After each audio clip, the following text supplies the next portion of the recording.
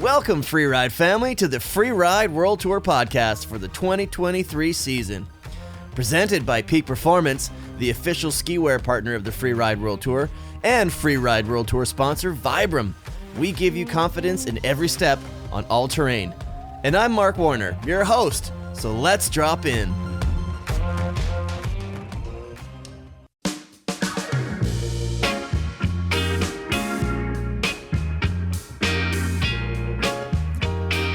Derek, we have just completed stop 2 of the Freeride World Tour here in Ordino Arcalis in Andorra.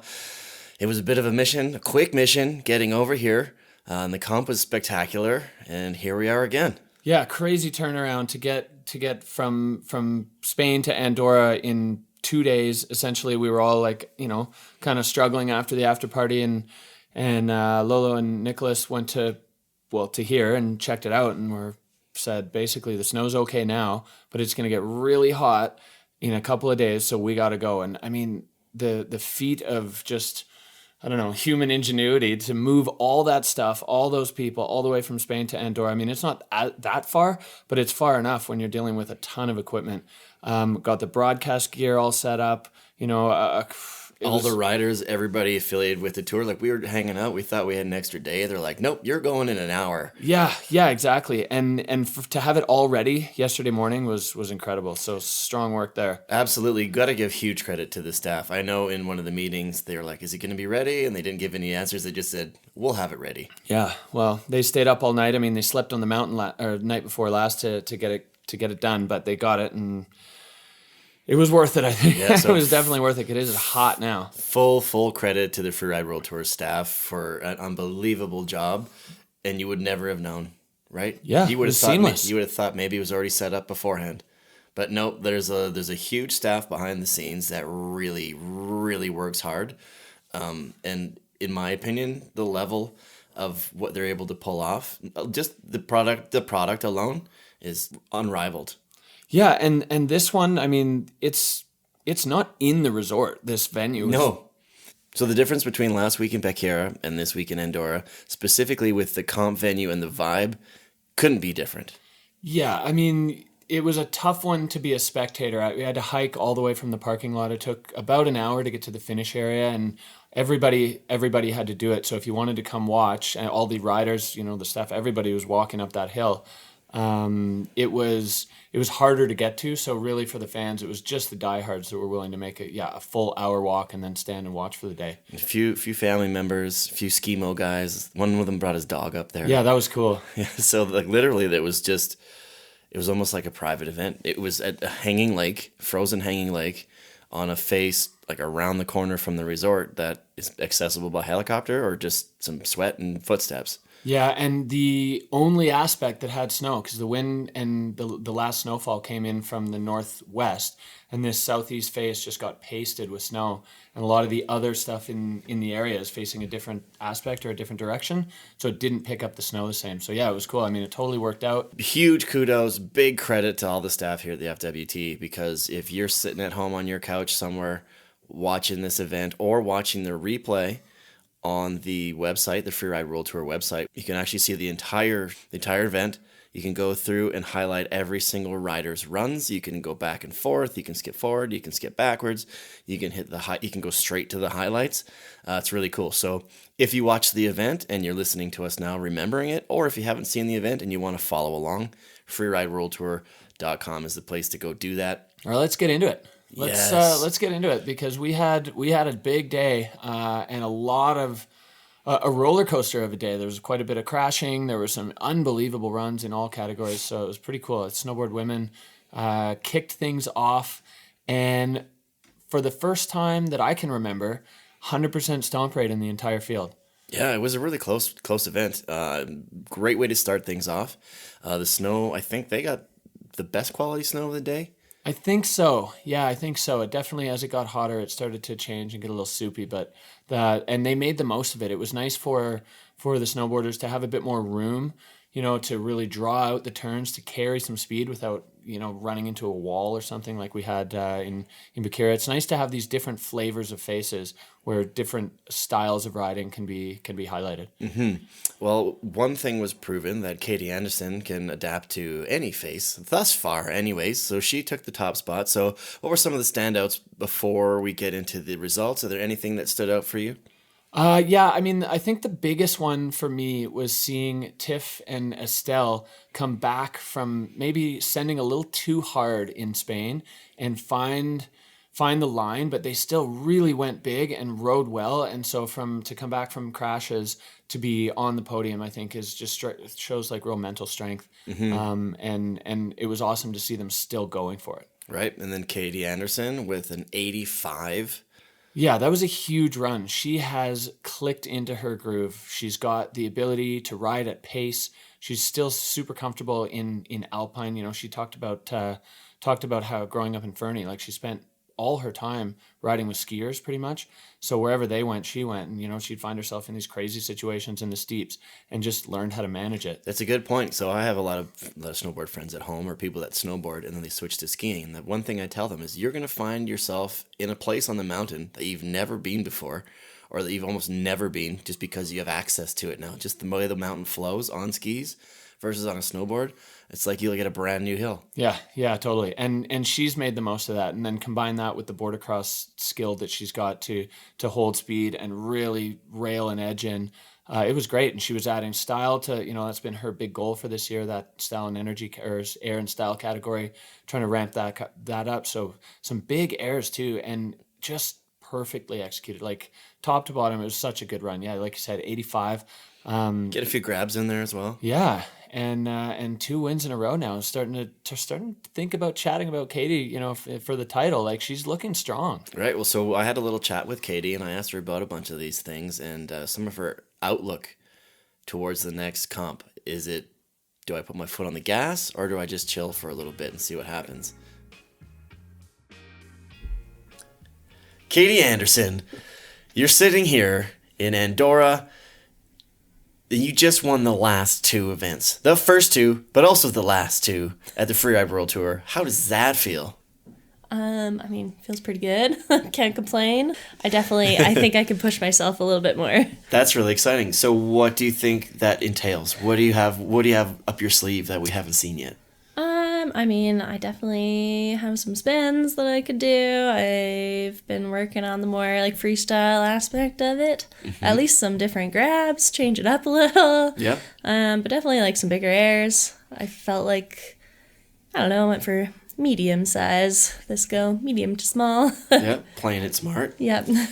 So you're pretty safe to make the cut, winning the first 2 events. So does that mean for Kicking Horse, are you going to take your foot off the gas, or is that an opportunity to try those spins and things you were just discussing? Yeah, I think if anything, it's foot on the gas. I want to try some different stuff, a little less pressure, but also like if the conditions are safe. If they're not great, I'm pretty happy to not hurt myself. But yeah. Do you ride better when there isn't that pressure? I don't know. It's hard to say, hey? Yeah, some people thrive on it and others don't. Yeah, I think last year I didn't thrive on it, but yeah, I don't know. Could go either way. So let's quickly review that. So you were on the tour for a couple of years, and then you got relegated down to the Challenger Tour. Yeah. And then you're like, oh, this isn't happening, and then you moved your way back onto the tour. What did you do in those events? On the Challenger events? Yeah. To be honest, it's all a blur. I think I was a little more relaxed. I didn't have much to lose, but I really wanted to have another shot at the tour and be able to prove why I deserve to be there. I think I was just a little more relaxed. I had some fun with it. Has anything changed from going down? Like, have you changed your approach? Have you changed your mindset? Have you changed your riding just to make sure that you stay here this time? Yeah, I think I'm a little more relaxed now. I'm kind of just riding for fun. I've like really liked going to the Challenger and being part of the freeride community in North America. Is something really cool about that, and a really unique community that's different from the World Tour. And I think that kind of relit the spark, or like the joy for freeride. So being around people who are still really hungry for it and are striving for it, rather than, on the tour, everyone's still happy to be here, but you get a little complacent sometimes, you think, so people aren't really as fired up or as hungry as maybe they are on the Challenger Tour. Is that a fair statement? Yeah, I think so. I think it's hard to say, kind of balanced. I think there's lots of people on the tour that are super hungry for it and chasing the championship and to be the best they can be. But I think on the qualifier, there's just something, unique about the community, and everyone's really supporting each other, and yeah. All right, so I'm looking forward to seeing what Katie Anderson does in Kicking Horse, her home event, which is just up the road from Fernie. So I'm sure she's going to be fired up. I'm thinking foot on the gas. I think so too, yeah. I mean, she's going to have a big squad coming out to support her. Everybody from Fernie will come up to cheer, and everyone at Kicking Horse definitely gets behind their hometown heroes. So looking forward to that one for all the snowboard women. Hopefully the snow really delivers for us. Mm-hmm. One other little funky thing about the snowboard women's result is Anna Orlova. So she was at the top. So we all had to hike to the lake, and then from the lake there was a quick bump for the riders to get up onto the ridge. And during the top of Anna's run, not quite in the judge zone, one of the helicopters went over and totally put her in the wash. Yeah, gusted her right out. She had to stop. She couldn't see anything. She was getting pelted in the face with snow. And we were trying to figure out if that's what it was, but you said you talked to her and it was exactly that. Yeah, so she did put a good run down. Like, she got some decent points. But you got to think that it's got to rattle you a little bit before you start your run and you're getting washed out by the helicopter. Yeah, totally. So, but good for her. I mean, Anna put down a fourth, so she's gonna be kind of looking to come back swinging from that one when we get to Kicking Horse. Mm-hmm. So it's really cool to see this season. There's a little bit more competition with the snowboard women event. It's a little more parity.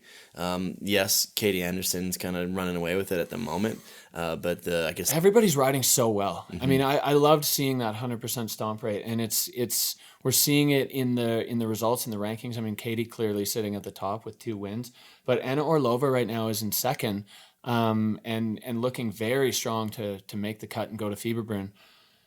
And then Estelle, the rookie, with a crash and then a podium, she's in third overall right now. Mm-hmm. So another one looking good for the cut. The other riders below that line are going to be definitely hungry for a strong result at Kicking Horse to put themselves on the good side of that line. So next group out of the gate was the snowboard men, and this one was a lot of everything. yeah.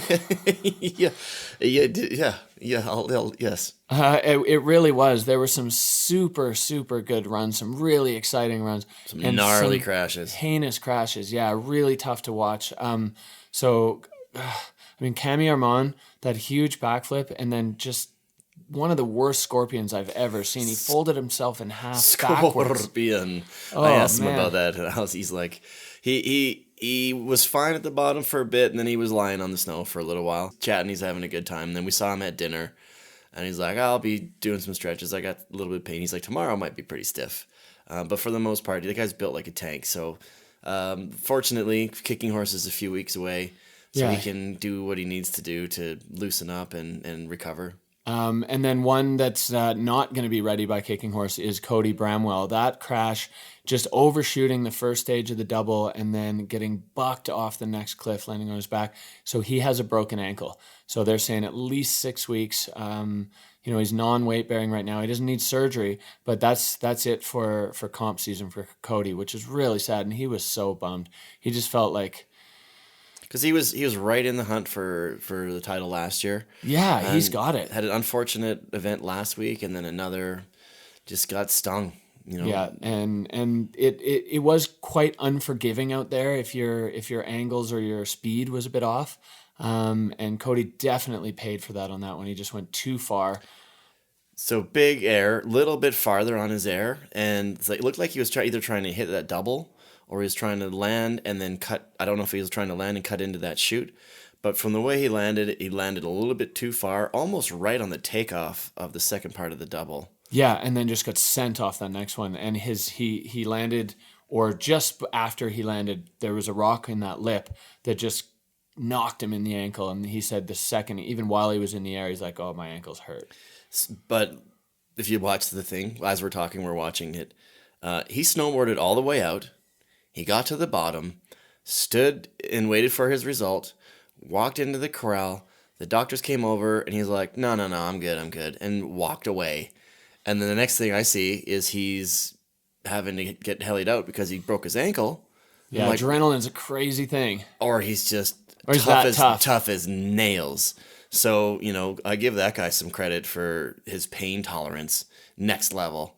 But I'm sad to see that happen, and our best wishes to Cody, because he's a solid gold beauty of a human being. He sure is, yeah. So we had some great stuff. Michael Mon had a really good run going, and unfortunately just went a little long on a 360. Got caught in that kind of that dip. Yeah, it caught a few people. It did. Almost looked like a benign feature from below. It almost looked like a linking feature. Yeah, but if you took it too far, you were landing on the upslope of the other side of the gully, and the people that were able to point it a little down or just take it a touch shorter were the ones who had success with that. So that was, it's part of the scoping, and then speed judgment is really tough, especially when you're riding like 4 or 5 different kinds of snow around the face or along the face. Which one is it going to be when you get there as you put your foot on the gas? So that was too bad for Mike, but he's sitting pretty in the overall right now. He's still in second overall, so looking good for the cut. Had himself a good win last year, but you know what? He kept riding. He kept on with his run. Yeah, which was smart, I think. Really smart. And that's come up a few times as well here, is like, you know what? Just because you've bailed out, as long as you didn't lose a ski. Yeah, and for the snowboarders, that rule is still in effect. If you take your board off, it's a no score, but you'd have to put yourself in a pretty serious spot to have to take your board off and hike out. So it's almost like exclusively a skier's rule. You lose a ski, you're done. Yeah. We did have a few of those this event, which we will get to a little bit farther down the road. But let's get to the podium for the snowboard men. Liam Rivera.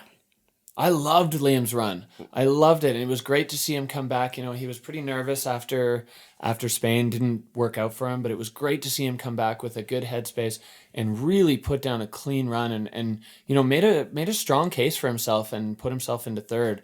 Really solid board handling on that run. Yeah. Yeah, and it's nice to see. His dad is kind of traveling around on the tour, who's a character himself. So it's just nice to have the whole family being like, but they're never not stoked. Yeah, totally. And he was so pumped. He had a couple big 360s. He had the very, very steep entry at the top, which I think the judges really, really ranked high. Coming in that gate or that pathway was intense, especially for the snowboarders, the regular foot snowboarders on their heel side edge. Yeah, it was definitely a lot, but Liam, I'm pumped for him. And the first Mexican on the Freeride World Tour, the first Mexican to stand on a Freeride World Tour podium.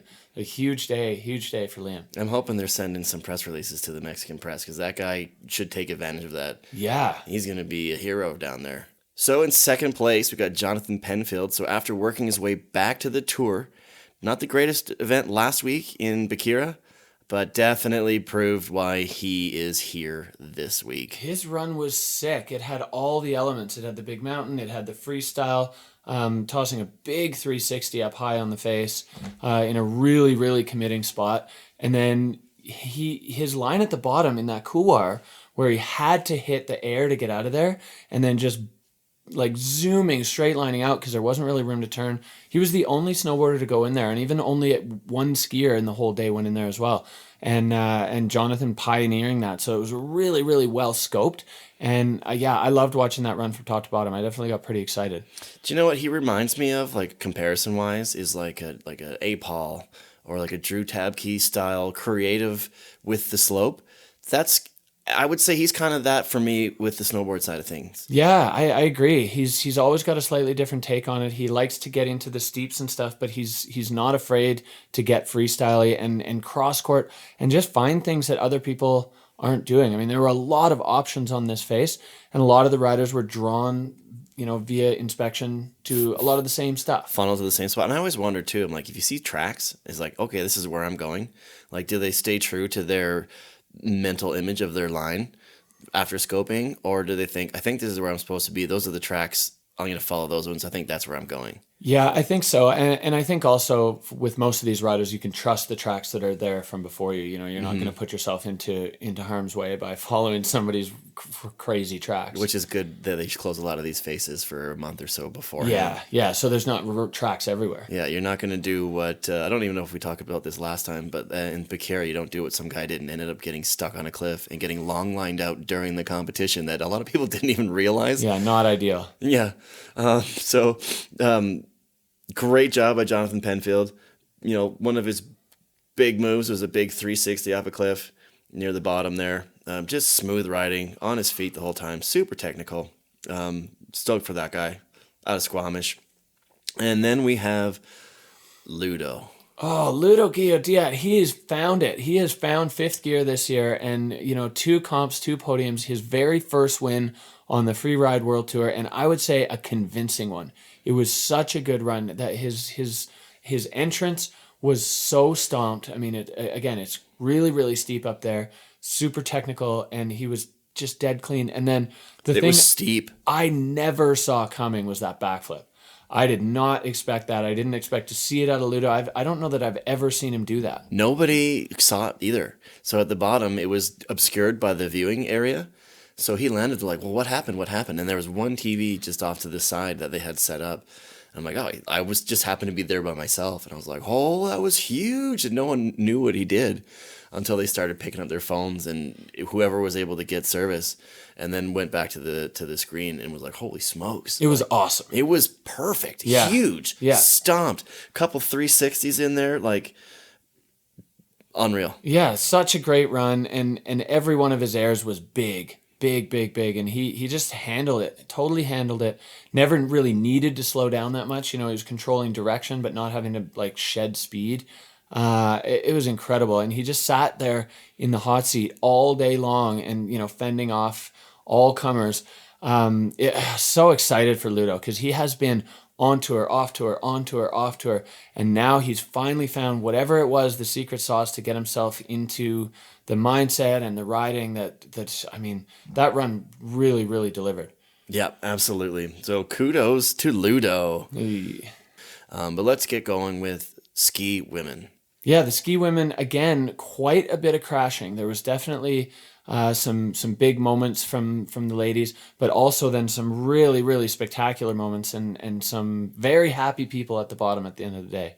So last week we said that Lily Bradley wasn't able to compete, but being the team player that she is, she joined you guys in the broadcasting booth. Yeah, she did great. We had a nice little chat beforehand. I kind of gave her the rundown on what to expect, and she really took it by the reins and I think added a ton to the show. I think she did a great job because she gave a little bit more insight to like the tour riders, like personality wise, right? Like I know she was a little concerned about, having to explain the technical aspect of why this person did this or that, but she gave a lot of really good color as to who the riders were or why they did what they did or some of their approach or, their comfy hoodies. Yeah. But it was really nice to hear because it adds that extra level, that extra layer of depth.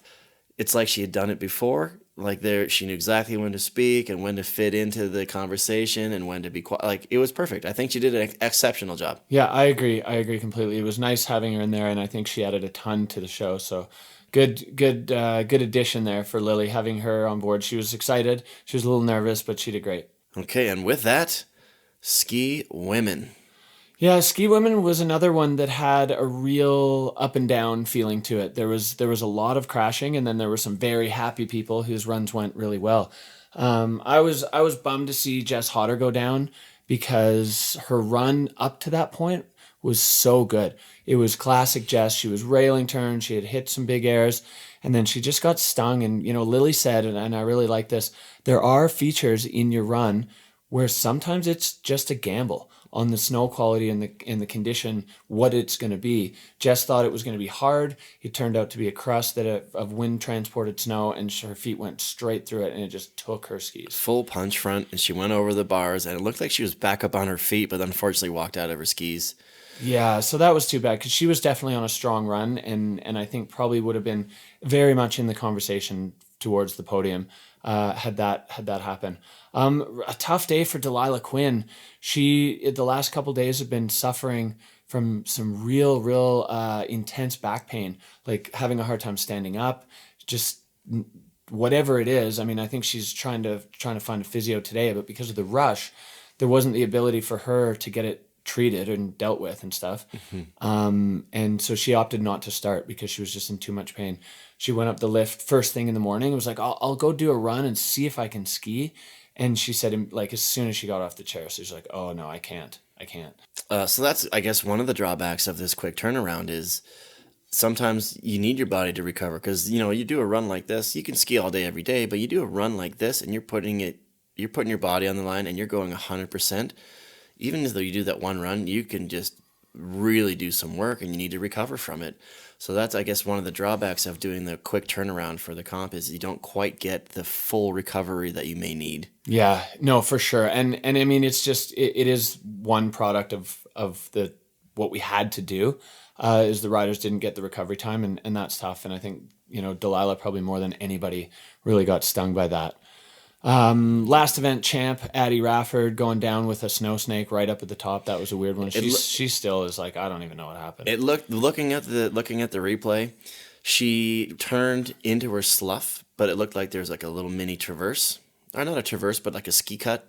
You know, someone had a left turn. She put her skis into that little rut, and then the slough came through at the exact same time as she put her skis in the rut, and it just washed her feet up and over it. Her feet were out from under her before she could do anything. Snow snakes. Olivia McNeil really living up to her reputation. Holy, I mean, it was going really well too, and then she hit probably the biggest air of the day. To the worst, flattest landing, and she's so pumped on it. She's like, "Oh, that was so fun." I mean, she also went way too fast off it, so she wasn't able to hold it. She's confident if she had gone the right speed, she would have been able to land that. Yeah, I think you mentioned that good old Olivia going gigantic air to find the flattest part of the transition to land in is kind of her MO. Yeah, and she lived up to that, and she's fine. She's totally fine. You know, not even sore shins or anything. We've talked about this before. And I call you kind of like, you treat her kind of like as a dad. You were her coach for a long time. Yeah. She's like, I'm going to go hit this thing. And you're like, what? Everybody says what? Like, maybe don't do that. And she's like, no, I've got this. And then she goes and does it. Yeah, and she's like, it didn't work out, or it did work out. You know?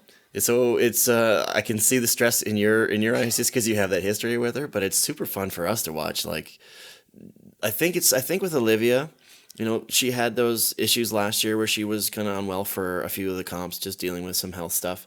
And I think what may be similar to what we experienced with Ludo, and then we're going to talk about Valley down the road here as well, is I think she's just about the point where she's figuring out how to put it back together again. I think she had like a year where it wasn't really, she had kind of that unfortunate year where she wasn't quite herself.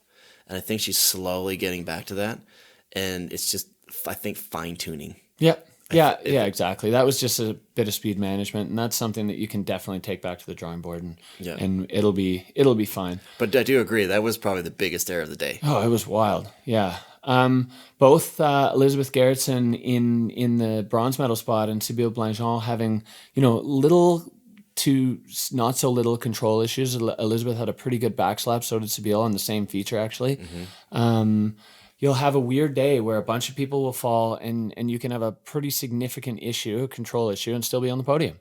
Exactly. Well, then, you know, if you do have a little issue, just keep skiing and send a massive double like Elizabeth did. Yeah. That was really cool to watch. She definitely got things back on track. I mean, the judges working on that sort of thermometer system, and she finished with the thermometer way in the red zone. Yeah, you're big on the thermometer in this one. I like that. Well, yeah, I mean, they talk about it a lot of the intensity of the run, and it's rising or it's falling.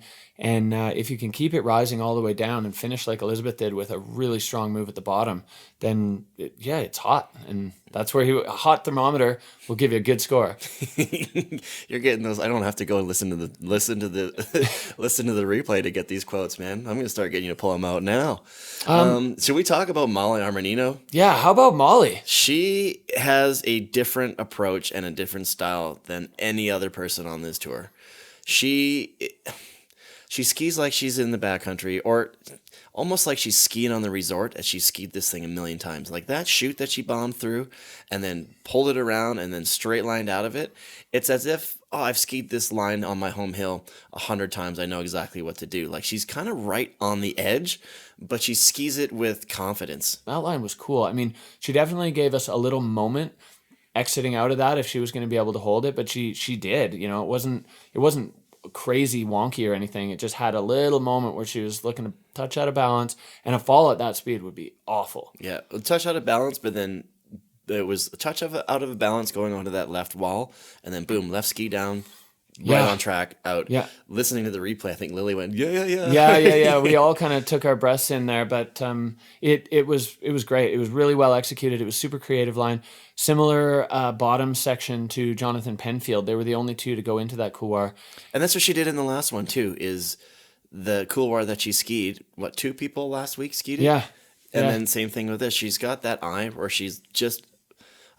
I haven't asked her about this, but I want to know if it's I want to ski something that no one else is skiing, or that's just how I see the hill. Yeah, that's just what she saw, and you know, we heard it from Lily, like that's what called to her.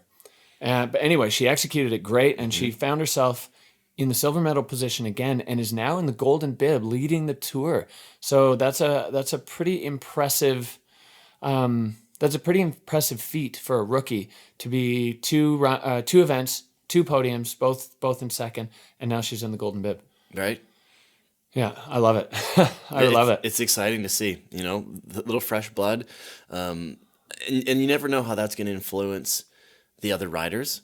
Yeah. Right? Because you've been on 2 podiums. Well, maybe someone hasn't done great. And they're like, well, what's she doing that I'm not doing? Where people start to second guess themselves and maybe go outside of themselves, and maybe they find something, or maybe it backfires. It's the whole mental side of thing is at this time of the season starts to get really interesting. Yeah, and I think Molly's doing something right. I mean, Obviously she is. Yeah, I think Molly's staying true to herself in her line selection, and it makes her skiing fun to watch because you can tell she's having a blast out there doing it. And that's the key, I think. That's the key to success, because as I mentioned, maybe other people are starting to second guess their lines, but you can't really do that. You have to stay within yourself. So the reason you're on the tour is because you ski the way that you ski. Yeah. You can't fake it.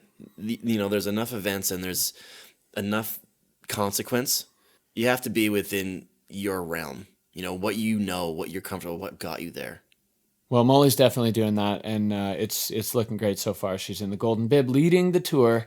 And then our winner, the gold medal, this was just so exciting to watch. Justine Dufour-Lapointe taking the gold. She had a close brush with gold for a moment in the last event, but the backflip not quite working for her, and she was really frustrated with herself because that's her wheelhouse. She wasn't sure if she could do the cliff drops, but she knows she can do a backflip 1,000 times out of 1,000. And so for her to go down on that one was, she was frustrated. And so what a great comeback, you know, super, super resilient mentally, come back, ski a very clean line. Everyone else had at least a little something. Molly, it wasn't a control issue, but it got our hearts pounding. Justine's run was really, really tight from top to bottom.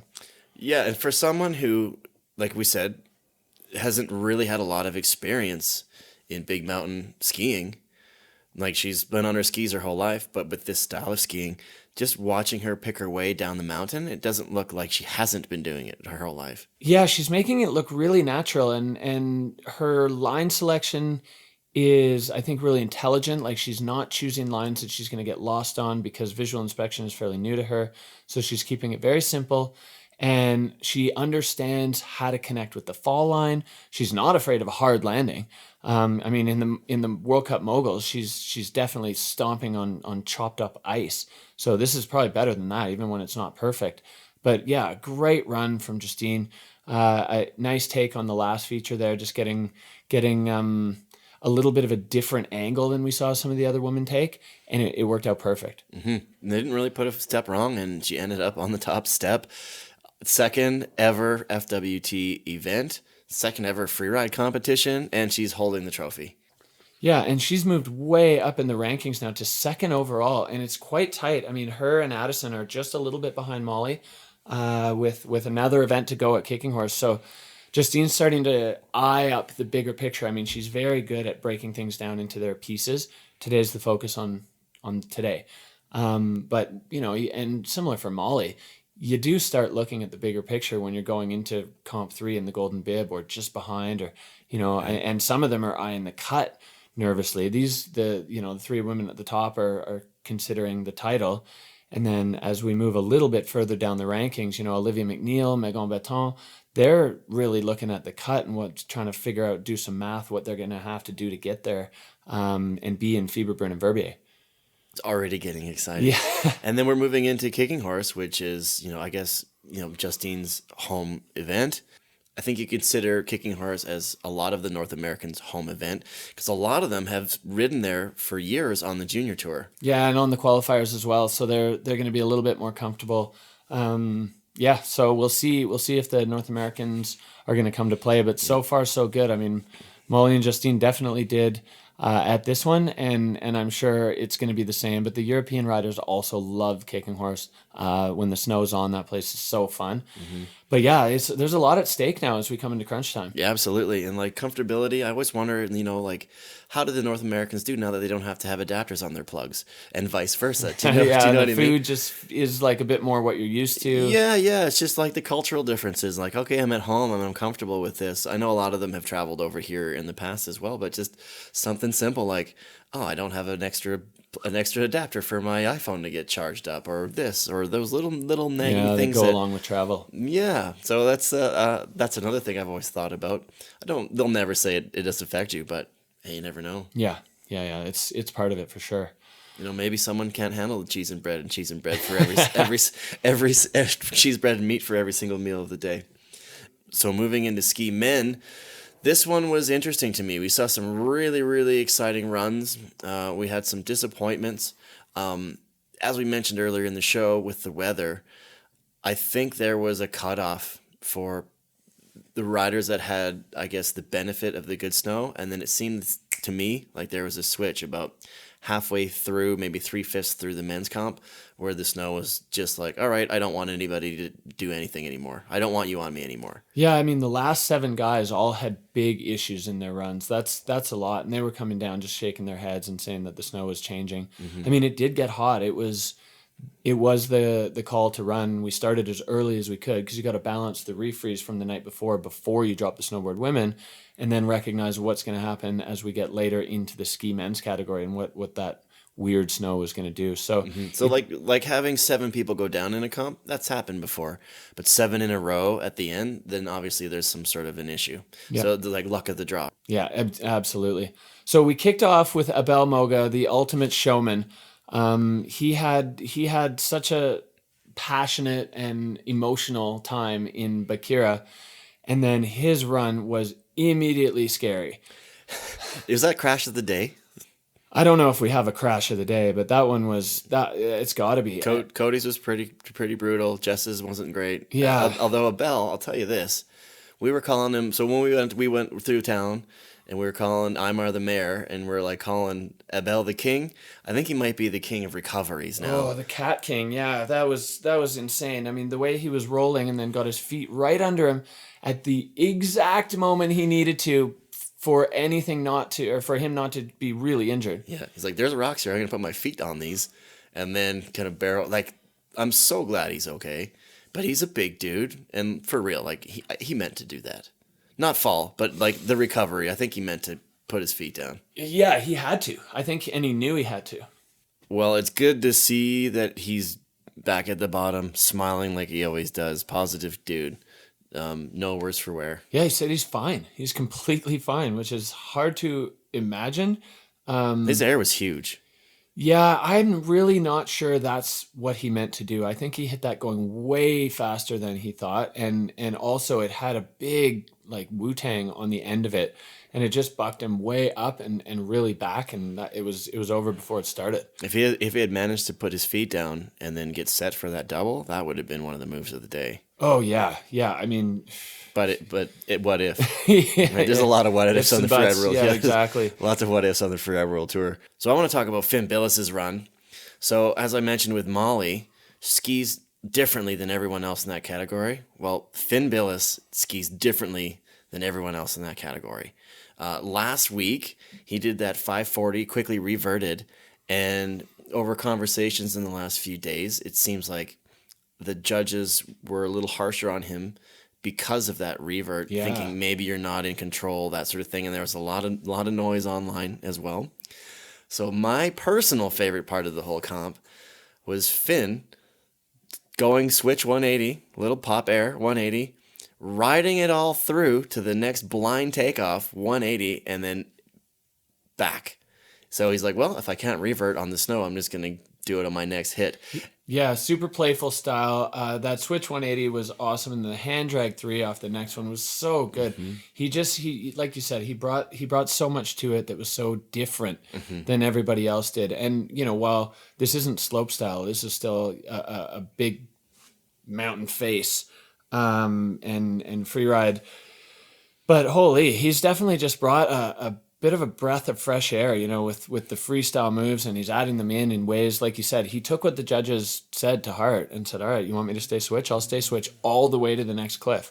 And it's skiing switch in the conditions that were on the slope that other people were having troubles going forwards. Yeah, and skiing switch so well. So well. So that was really cool to see. And the judges giving it to Finn, like the guys who finished above him all had huge tricks off, big features, and a bunch of them. And so Finn, with that like super playful freestyle oriented run, solid result to be in the top 5. And to his credit, that 360 off the entrance air, who did that? Yeah, him and Max Palm, and only a couple people spun that. That one looked really, really scary. Yeah, and he just rolled in and spun off it like it was nothing. Yeah. So huge credit to Finn for adjusting, I guess, to the judging or to what he thinks might be expected of him, but working it in with his line and his way of doing things. So that was really fun to watch. That was probably one of my favorite parts of the day. Yeah, we had similar, to some of the other categories. We had some almosts. Max Palm is the one that stands out to me. His run was so good. That 360 at the top was just perfect. The big backflip, like all going really, really well. And then just a little slash turn, like for the joy, kind of like what you said Finn does. It just took him out, run over. I think he was just playing, just like Finn. Like those little slashes are part of these riders' mentality. He was happy, so he was playing at the bottom. He was just having fun. He was like, I'm stoked on my run. I'm just gonna do this because I'm enjoying this, and then that makes more sense knowing him. It never occurred to him that was risky. He was just like, oh, I'm so stoked right now, and that's what riders do when they're stoked. They put little slashes in, little jibs, and he tab keyed himself. Yeah, and it was so sad, but he did say that he had learned from it, and he will stay fully present in the moment and not do that kind of stuff again. And I think Max Palm, as young as he is, he's a great student of the sport, and you won't see him make the same mistake twice. Right. He'll take it, he'll learn from it, he'll put it in the notebook, and that'll be in filed away. Because that's life, right? How do you get better without making mistakes? And sometimes they're a little bigger, a little more consequential than others.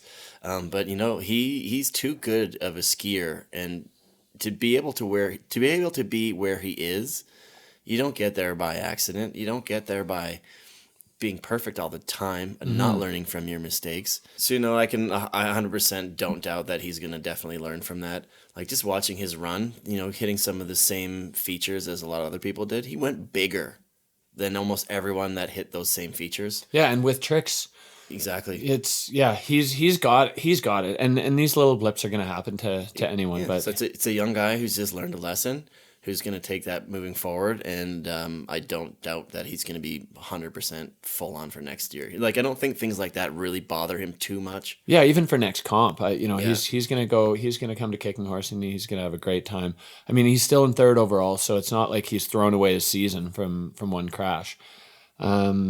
But it's such a good run, and I'm looking forward to seeing more and more of those from Max Palm.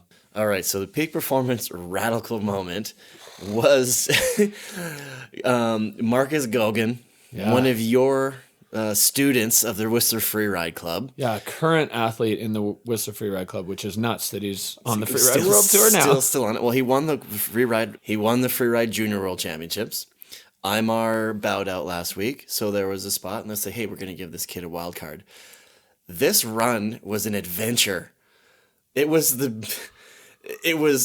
amazing, shocking, exciting, scary. Yeah, Marcus put the wild in wild card on that one for sure. I mean, his entrance was great. He didn't spin that top air, but he went really big off it with a nice shifty, and then just went bombing over his planned 360 spot. He just didn't quite get the speed he needed to land where he wanted to, and hit a rock. He hit a rock in the takeoff, which he was really disappointed about, because he's like, oh, if I landed that 3, I was feeling it. I was ready to go. So he went through, he kind of landed shoulder head. He gets up, keeps skiing back towards the traverse to the wind lip. And someone was like, I don't think he's got his goggles on. He's doing something with his goggles.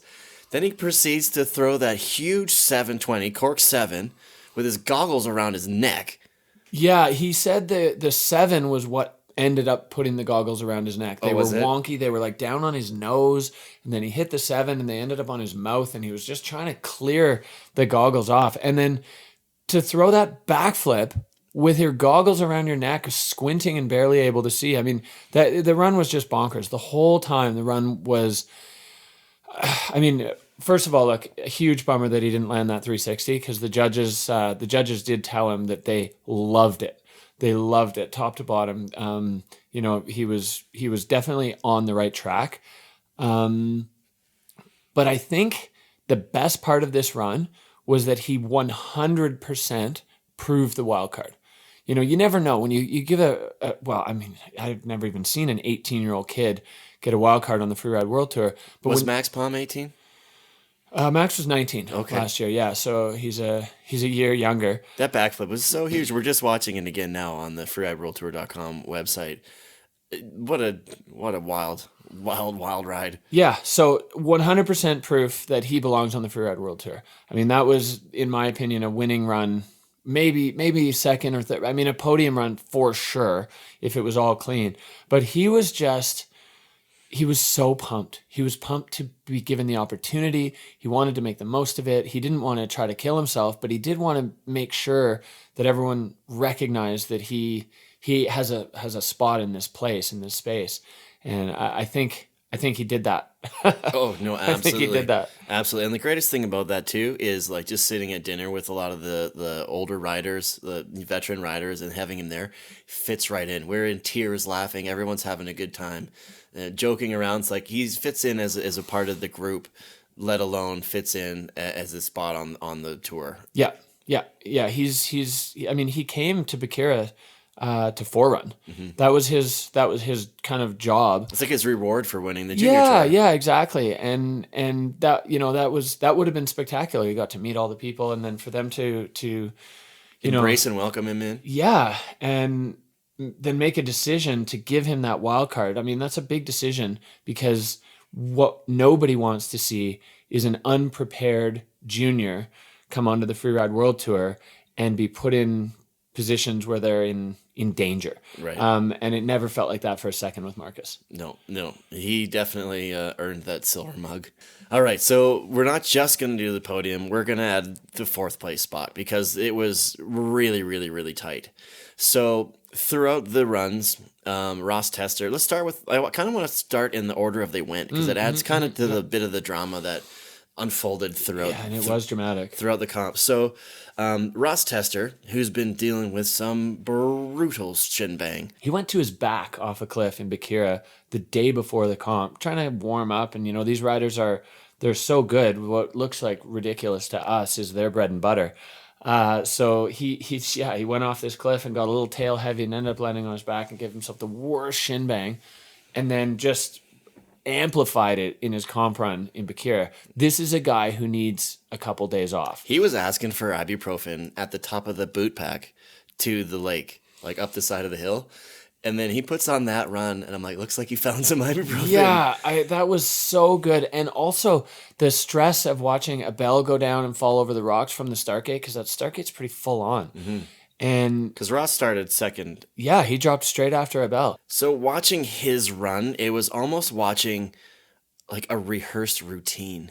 Yeah. Right? It was so perfect. It was so perfect, and it had so much flow to it. And like the way he was able to link everything. He had that big backflip. He had that big step up floaty 3. It's as if he had been practicing. It's as if he had been on the face more than once. There didn't seem to be a misstep. There was no uncertainty. Yeah, I mean, that is kind of what Ross does. Right. When he puts a full Ross tester down, it looks like that. It always looks so smooth, so easy, and like he's done it 100 times. And keep in mind, visual inspection only on this face. He's never seen any of those lips. He's never stood at the edge of any of those cliffs. He's just putting it together as he goes. I mean, he's not putting the line together as he goes. He's created the line, but he's executing it as he goes on jumps and features that he's never hit before. Right. So then 4 riders later, you get Marcus Gogan goes through and does what he does, which was just an adventure. And then following him is Mats Hitzig, who has been known to be a winner on freeride competitions.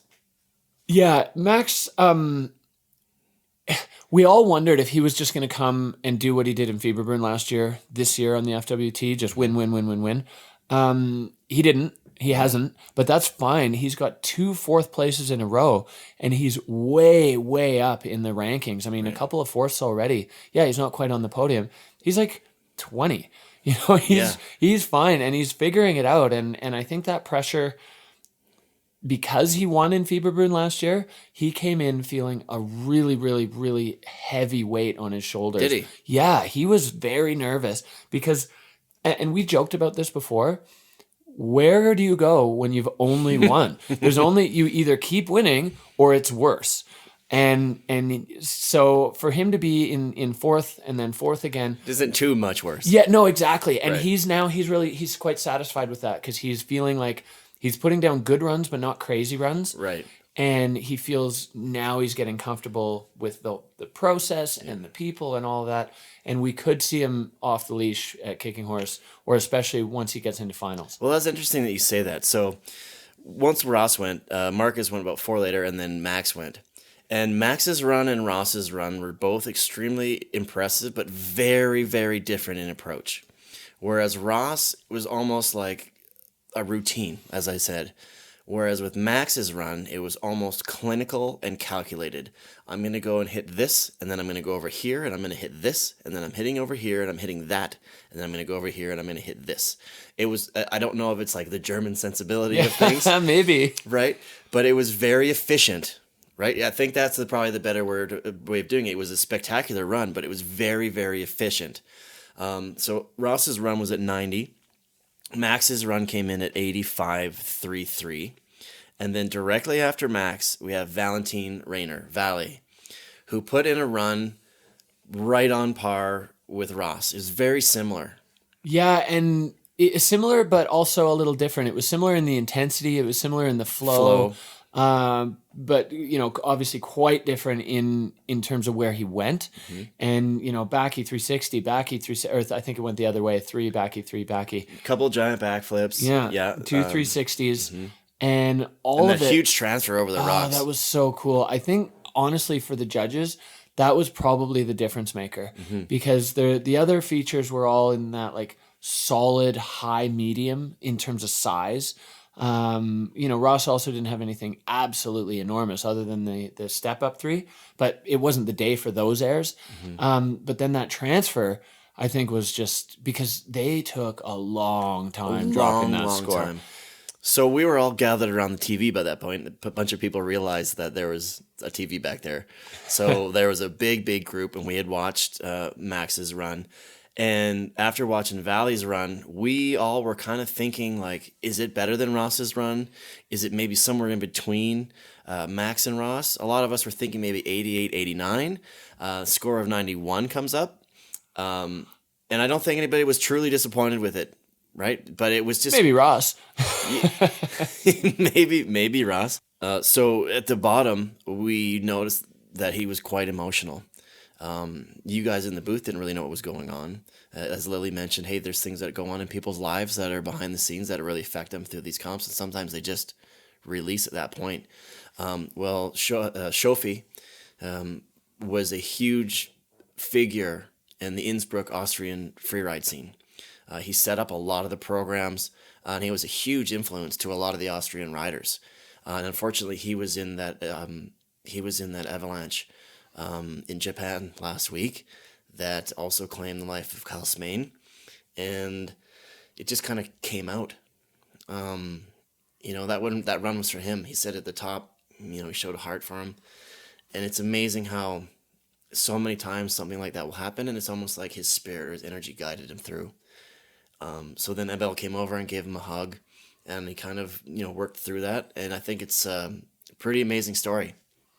Yeah, it's nice to be able for Vali to be able to make that kind of tribute to his friend with a run like that.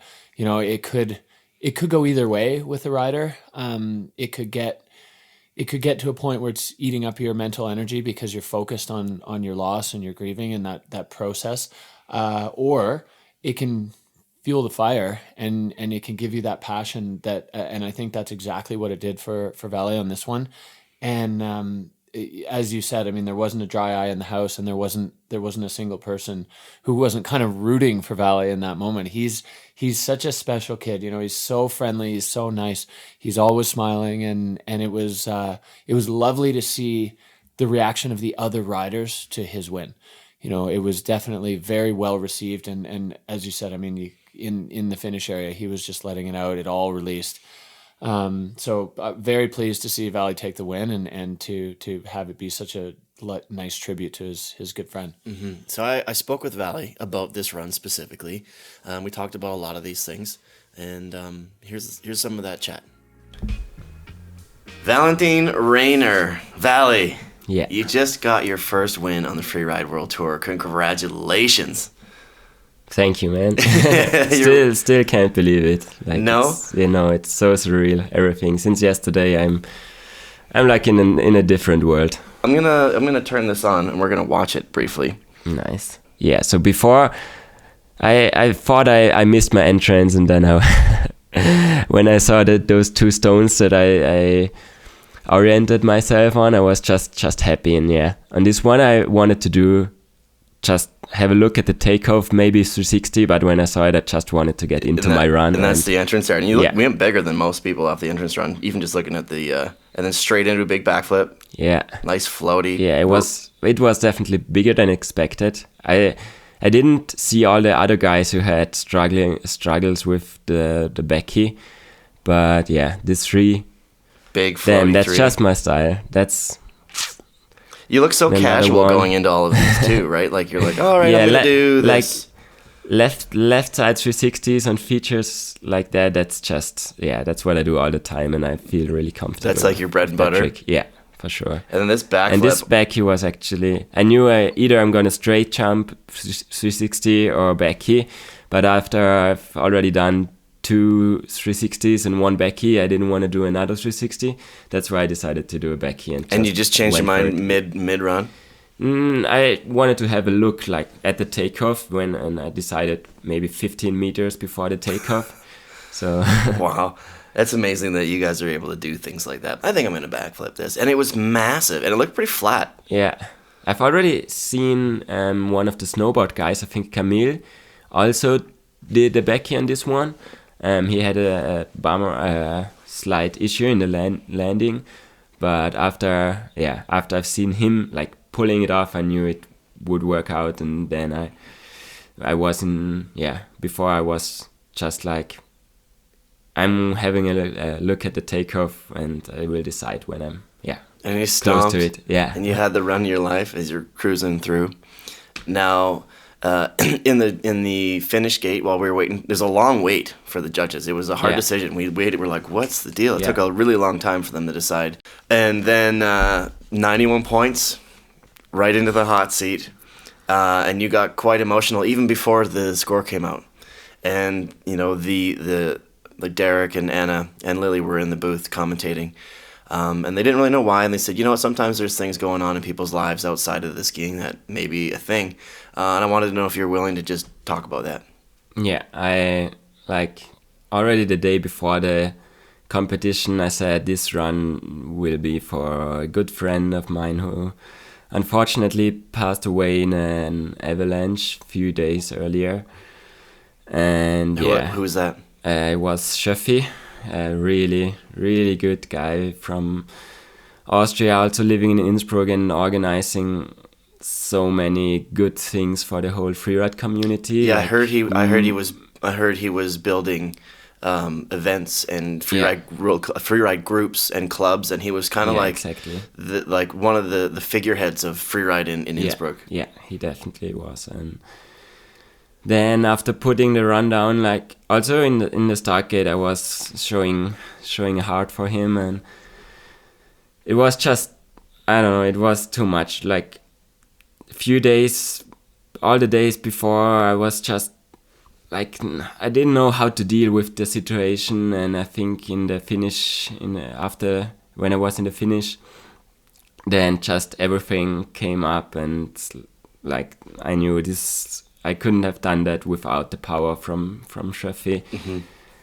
And yeah, then I didn't actually care about my score, of course. After I've seen that I'm in the like top spot, I was just super happy. But I really don't have words for this, but everything came up. Also, like my first really good result on the world tour after such a long journey and everything, that it was really emotional, definitely. Mm-hmm.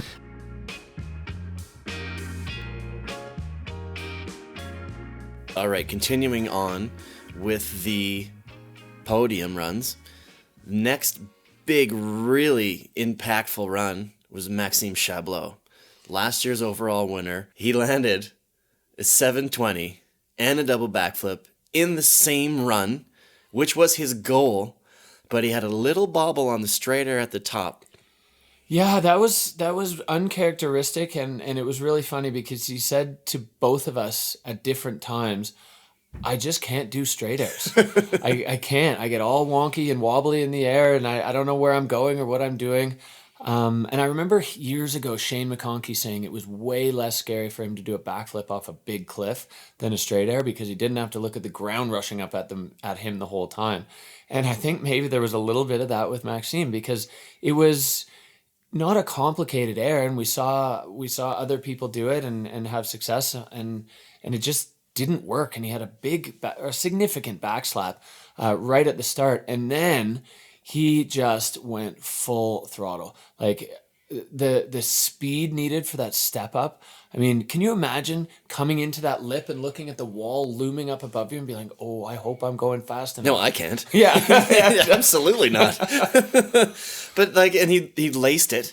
Oh, it was so perfect. And goes and throws down the biggest double backflip the Freeride World Tour has ever seen. There's still less than half a dozen of them, but that one was next enormous. level, yeah. Enormous. And coming right out of the Cork 7 to do it as well. Like, he just had to pick up so much speed. There were 2 times in his run where I was like, why is he going so fast? The first one was into the step up where he's just nuking across the face.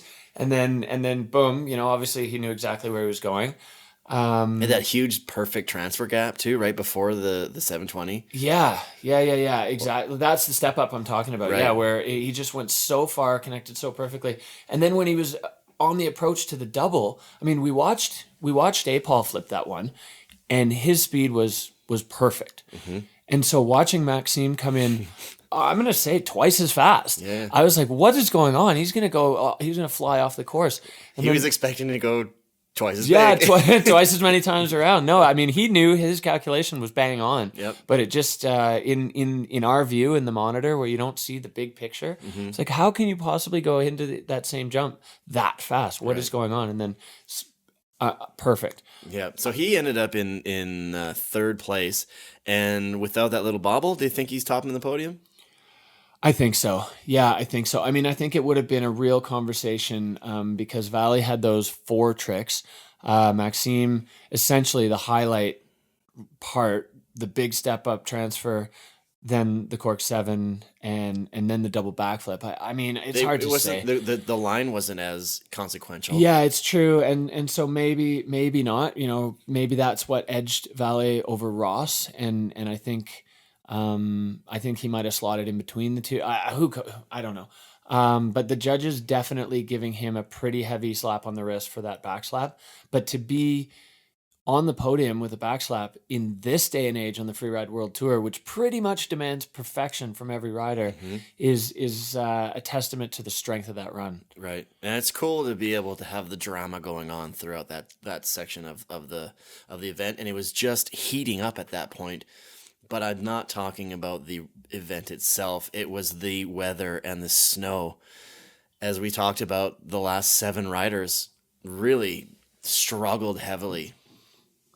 That was tough. I mean, we saw a few people throughout the day that we don't expect to see struggling that did. Christopher Turdell really stands out, and Craig Murray. Those two guys to me are, every time they drop in, you're like, oh, this could be a win. Christopher over-rotating a backflip, that was just weird. And he said, I mean, he in classic Turdell style, I should know how to do that. I was like, oh, all right, yeah. Yeah. It's the understatement, you know, his understated way of speaking. But he was pretty bummed. And you know, both Christopher and Craig now in the rankings Craig Murray are looking at a tough position coming into the cut. Because they, even with a win, they're going to need a lot of other things to fall their way in terms of riders who are ranked above them, finishing below them, way below them, so that they can climb up and actually make the cut into the finals. And I can't even imagine first of all, a Verbier comp without Turdell and a Fieberbrunn comp without Craig Murray just is like, doesn't compute. Mm-hmm. We'll see. I guess we gotta wait and see how it plays out. Yeah, and we don't get to make the choices. I mean, they're going to come from the results, but it is, yeah. And you said the last 7 guys all having big problems. The snow changed. It got hot. It's a southeast facing venue, and the south facing stuff was just going to mush, and even the southeast stuff was already starting to heat up, and you know, riders saying like you could just stick your pole all the way through it. It was just going ISO. The lake was getting a little sloppy too. I was like, yeah, we better get off I know. this thing. I felt like we needed to get the finish arch and everything out of there and quickly get out. There's no real danger. It's a thick, icy lake, but like, you know, it was getting slushy on top, you know, just in that top layer of snow. All right, so if you can sum up your overall impression of this event, how would you do it? I think it was a roller coaster. You know, we saw some of the most spectacular moments we've seen on the Freeride World Tour, and we saw some really tough days at the office. And so people had some varied experiences, I guess. And it is, I mean, we tell the kids and their parents this in junior Freeride, like there's going to be some heartbreak and there's going to be some glory, and somebody's going to get each. And this was no different. I think maybe a bit more heartbreak than we've come to expect, just with some weird crashes, and some heavy ones, you know, probably most heartbroken for Cody, as he's out for a while now. I mean, he's in good spirits as he always is. But it was, there was a lot going on and everything worked. The fact that we pulled off an event with a 2-day turnaround out there was insane and fantastic, and just like I still kind of can't believe it. I can't believe that it was that quick, and we just they've done it in the past before, you know, with Kicking Horse. Yeah, and a couple times in Kicking Horse. Totally. The one they had Hakuba makeup the day after. The next day. The very next day, swapping ridges in -28 overnight. So that was based on seeing that. And then last year, when we realized that wind event came through and basically ruined the ozone face, and they swapped it over to the other venue. They've done it twice in Kicking Horse. So having witnessed that in the past, I actually hadn't really even given it a second thought until we kind of just started talking. Wait, they actually did it. Yeah. It's really spectacular. It's almost to the point where they're so good at it, you don't even think about it. I will say both of those instances were in the same country at the same ski resort. That's right. We just transferred 2 different countries. Yeah, we went from a different country, different ski resort. Different resort too. Yeah, that's right. Yeah, not having everything, all the materials in resort to be able to move around. I mean, not that it was easy. Yeah. It's different when you got to go from country to country versus ridge to ridge across the valley from each other, right? And I think a lot of stress on the riders, you know. Yeah. How do you figure that it affected them? Different riders definitely had different takes on it. Some of them were really letting it get to them. Maybe not letting it get to them, but it was getting to some of them. The stress of having to do it quickly, especially the newer riders. This is a big face, and they only had 1 day to check it. And so everybody trying to get all the angles, hike up this side, hike up that side, go as high as they were allowed to go. Right. Well, it was definitely an exciting event. It always produces. These riders always put on a good show for us. So kudos to everybody that's here and put in a run.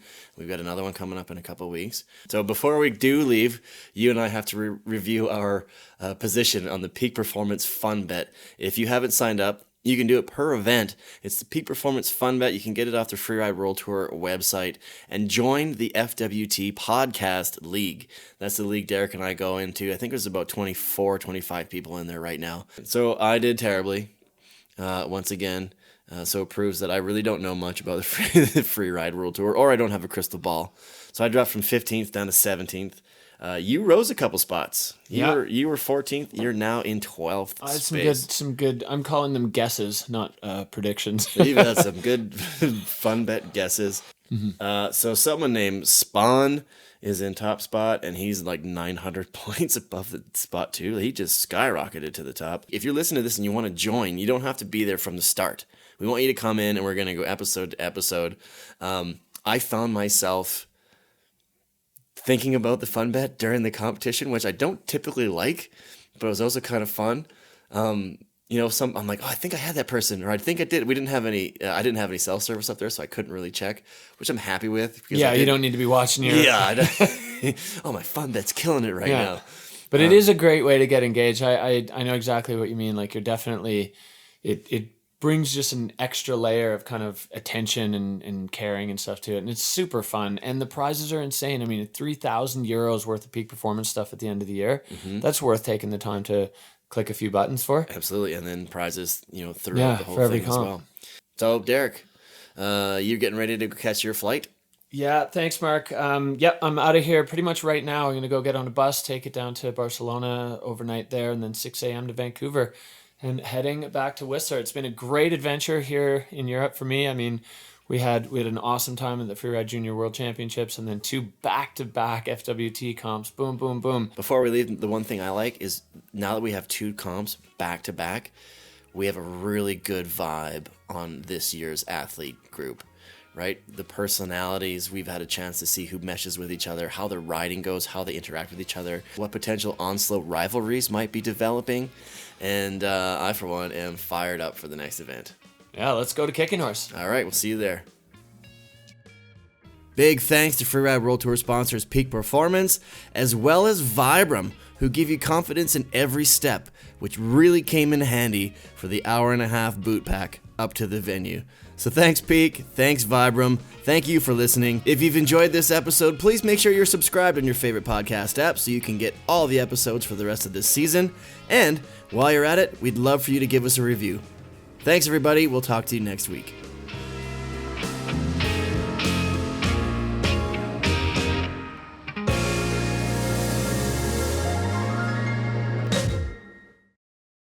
This has been a Redmark Media production. Action.